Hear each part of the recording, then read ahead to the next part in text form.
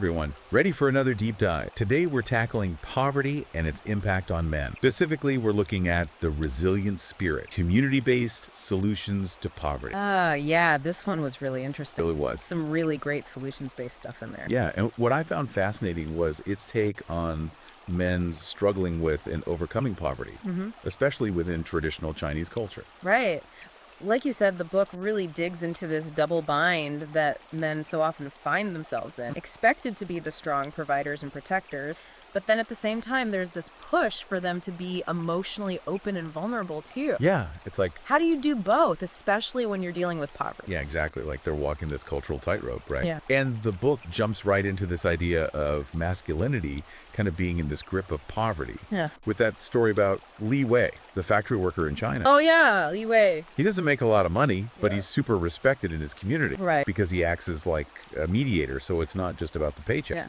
Exactly. And that the book really digs into this whole idea that men in poverty will often find these other ways to, kind of maintain their sense of masculinity. It's like this need to contribute to the community, to have a purpose that's bigger than just bringing home money. And it seems to tie in so well with the whole focus on community-based solutions. Right. It's like these solutions are giving men a chance to almost like redefine what it means to be masculine. For sure. Find that purpose beyond just being the provider. Totally. But then that brings up this whole other question. Yeah. How do we actually move past this rigid provider role? Right. The book digs into this too, talking about the mental toll this expectation has on men.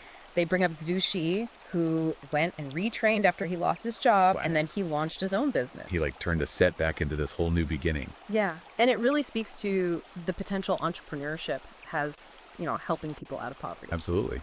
But the book doesn't shy away from the tough stuff either. No. Like it brings up this vulnerability paradox No, correct. where society is telling men to be vulnerable, but then at the same time, Shaming them for it. yeah. So how do you even navigate that? It's a real catch-22, Makes it so hard for men to really figure out their emotions and identities. The book is calling for a more balanced way of looking at it, recognizing both strength and vulnerability, not as separate things. Right. It's not either or. Exactly. The book also tackles education as a way to get out of poverty. Yeah, that 65% statistic is wild. 65% of people in poverty haven't even finished high school. Yeah, it's pretty staggering. Yeah. But here's where it gets interesting. Okay. The book recognizes that self-taught skills can be just as valuable. Yeah. They use guys like Bill Gates and Mark Zuckerberg as examples. Right. The college dropouts. Exactly. So it's not just about those formal degrees. So it's more about having the skills for the job, whatever those skills may be. Exactly. Whether you learn them in school or on your own. Yeah, and it's not like the book pretends that barriers to education don't exist, because a lot of people in poverty face those. Yeah, whether it's money or cultural factors, there are a lot of things preventing people from getting that education. Yeah, it's a complex issue for sure. Now, the book also looks at the struggles women in poverty have to deal with. Yeah, and that double bind they face, expected to contribute financially, but also be the primary caregiver. Right, and it's a constant juggle. It is. Which really impacts them financially, but also their mental well-being. Absolutely. And so often their contributions to the community just go unnoticed. Even though they already have fewer opportunities. It's like they're set up to fail almost. Yeah, the book really emphasizes how this forces women into these tough choices that men don't have to make. Yeah, it's a very different experience for women. Now, shifting gears a bit, Okay. the book highlights all these successful community-based initiatives. Oh yeah, those are great. There's that story about Michael who took it upon himself to address the lack of opportunity. Oh yeah, what did he do again? He organized job fairs and even set up training programs to teach people technical skills. Right. The book argues that initiatives like these aren't just temporary fixes. No, they have real lasting power. Yeah, they give people the tools and resources they need to empower themselves. Yeah, and it creates jobs. And ultimately leads to healthier communities. Exactly. It's all about collaboration. The book says, governments, communities, individuals all working together. Yeah, because poverty isn't a one-size-fits-all problem. No, definitely not. So you need those diverse solutions to tackle it. For sure. And the book also looks at the role of technology in all of this. Yeah, technology is a big one. Right.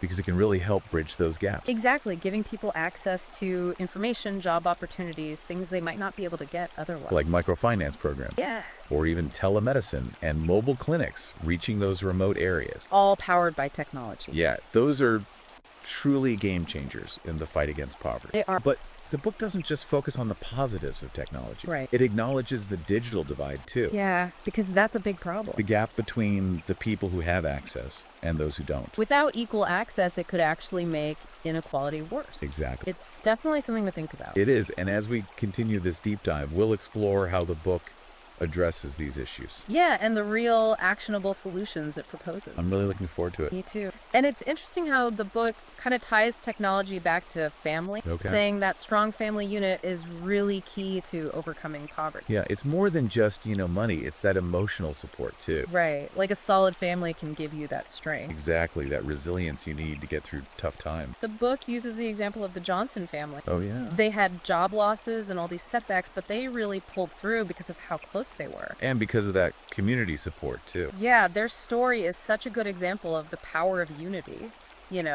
that we're in this together attitude. Yeah, they weathered the storm because they had each other. And the book also points out that the way a family works, the dynamics can really affect whether they can break free from poverty. That makes sense. Like families that communicate openly, support each other's dreams, work through problems as a team, those families have a much better chance of escaping poverty. It's not just about one person's effort. Right. It's about that collective square. Working towards a shared goal. Now, this is where things get a little controversial. Right. The book dives into toxic masculinity, but it kind of challenges the way we usually think about it. Okay. Saying that the term is often used to shame men, take away their strengths. So it's like they're saying there's a difference between behavior that's actually harmful and the natural instincts men have. Exactly. Like strength and assertiveness, those are not bad things in themselves. It's how you use them. Exactly.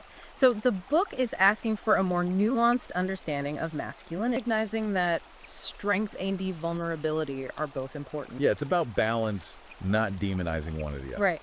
I like that saying, adversity is the diamond mine of life. Ooh, that's good. Kind of applies here, Like going through tough times can actually help you grow. Especially for men. Yeah. The book says that when men are faced with challenges, they often rise to the occasion. They become more resilient, more determined to lead. They thrive in those tough situations. Right. They find a way to make it work. The book also talks about how vulnerability affects men psychologically. Ah, yeah, that's a big one. Society sends such mixed messages. I know, right. Be vulnerable, but not too vulnerable. Exactly. It's like walking a tightrope. Yeah. And the book actually backs this up with a study. Oh, really? Yeah, it found that men are 4 times less likely to seek help for emotional issues compared to women. Wow, that's huge. It is. Right. It shows you how much these expectations really affect men. And the book seems to be advocating for this more balanced approach, encouraging men to embrace vulnerability as a source of strength. Without losing their masculine identity. Exactly. It's not about denying your emotion. Right.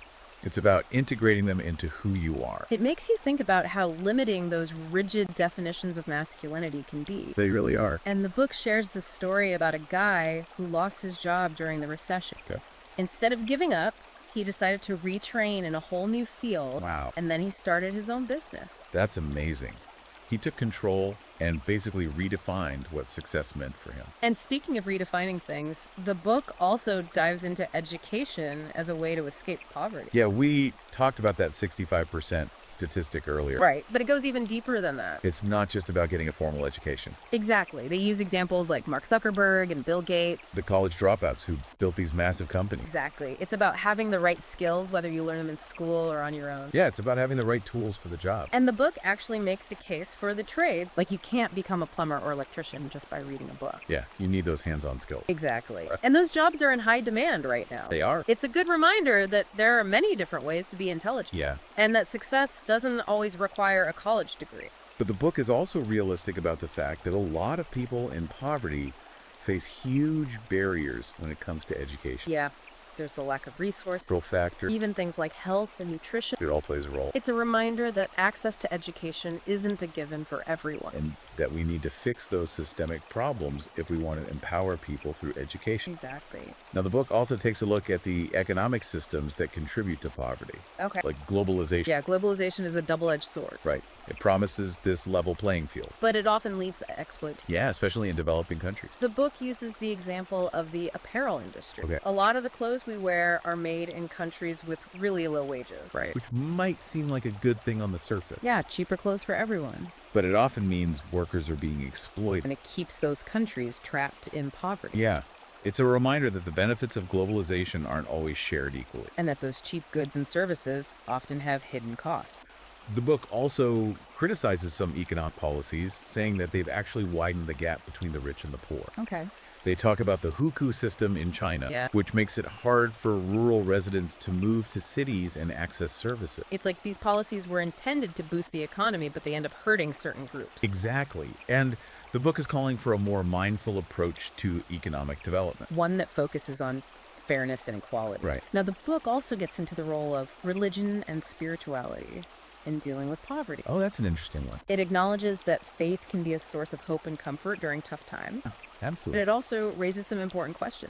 Like how religion sometimes reinforces traditional gender roles, Yeah. which can be restrictive for both men and women. It's about recognizing both the good and the bad when it comes to religion's influence in these communities. Yeah, taking a nuanced view. And that seems to be a theme throughout the book. Definitely need for nuance and a deeper understanding of these complex issues. Absolutely. It's not about simplistic solutions. No, it's about having those tough conversations. About the root causes of poverty and the many different ways we can empower people. Yeah, it's a call to action for sure. And that kind of brings us back to one of the book's main points, the power of those community-based solutions. Yeah, they really seem to be key. The book argues they can really empower people, create jobs, and improve a community's overall well-being. It's about people taking ownership. Right, not just waiting around for someone else to fix things. Yeah, taking action at the local level. Exactly. And they give a bunch of great examples of successful community initiatives. Like Michael. Oh, yeah, Michael's story is a good one. He saw a need and took action, organized job fairs, created those training programs. Right.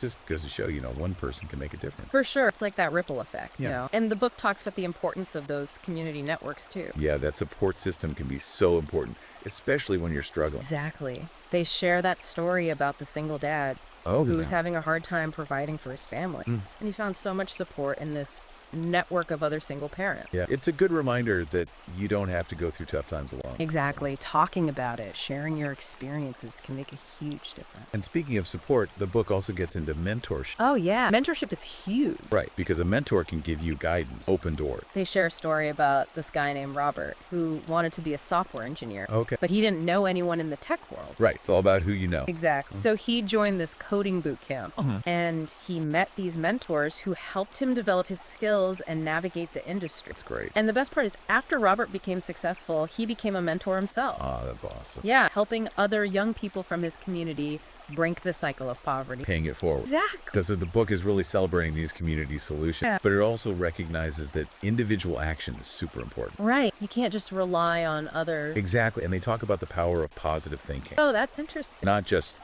wishing for things to get better, Right. but as an actual tool to overcome challenges. They bring up Mike Tyson's story again. Right, he had such a rough childhood. But he achieved incredible success. It shows you that your mindset can really make a difference. Absolutely. It's about focusing on what you can do. Not getting stuck in The negativity. book even gives some strategies to cultivate a positive mindset. Like what? Things like practicing gratitude, Yep. using positive affirmation, realizing your goals. And those aren't just, woo-woo ideas. Oh, there's science behind it. They can actually change the way your brain works. Exactly. Make you more resilient and optimistic It's about giving yourself those mental tools to face challenges, and create the life you want.